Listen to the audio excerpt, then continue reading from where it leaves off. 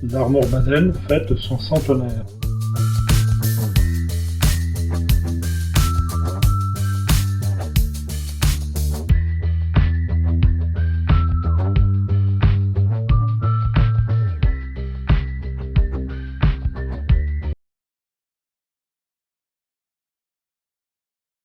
Le projet, c'était l'été dernier. En fait, j'ai vu une exposition à Paris sur l'art aborigène. À la vue de ces dessins, en fait, je me suis dit, mais oui, nous aussi, on a exactement les mêmes dessins au cairn de Gavrinis, sur les pierres, en fait. Et donc, je me suis dit, bah, ça serait bien, c'est les 100 ans de l'Armor Baden, le plan, le plus, on en entend parler sans arrêt de ce plus. On essayait de le remplir.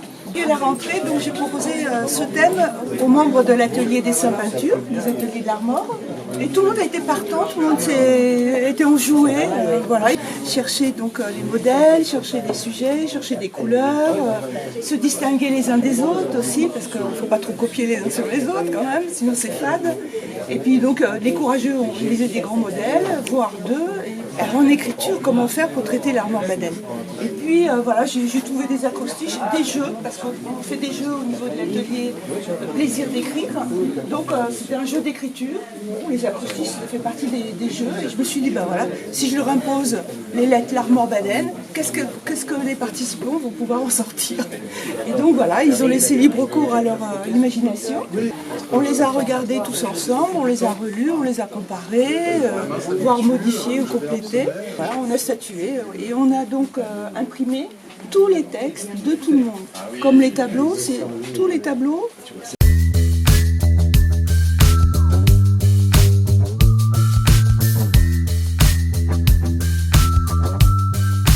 Donc ce sont les enluminures qui sont réalisées par l'atelier animé par Chantal Plaine. Et donc on avait l'idée justement au niveau des acrostiches de mettre des lettres un petit peu élaborées pour faire la présentation. Et donc elles ont réalisé, voilà, c'est une personne par lettre.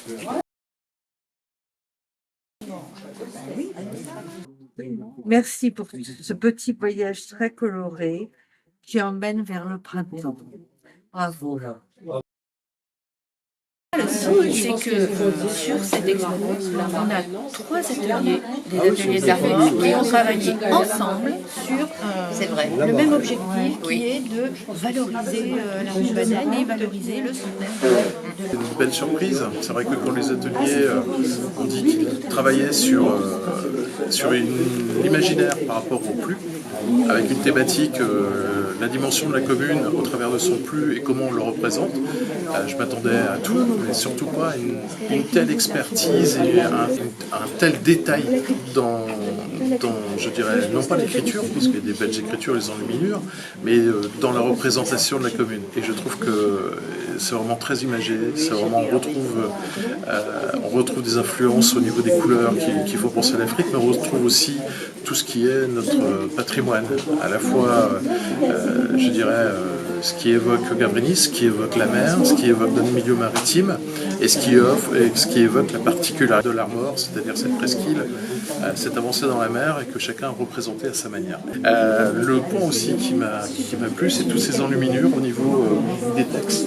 On fait vivre à la fois les enluminures et le texte sur l'Armor Baden. Ça, c'est extraordinaire. Chacun a pu décrire l'Armor Baden tel qu'il le sentait, tel qu'il le voyait, et au travers des lettres de l'Armor et de Baden. Et ça, c'est une belle aventure, une belle découverte, dans tous les cas.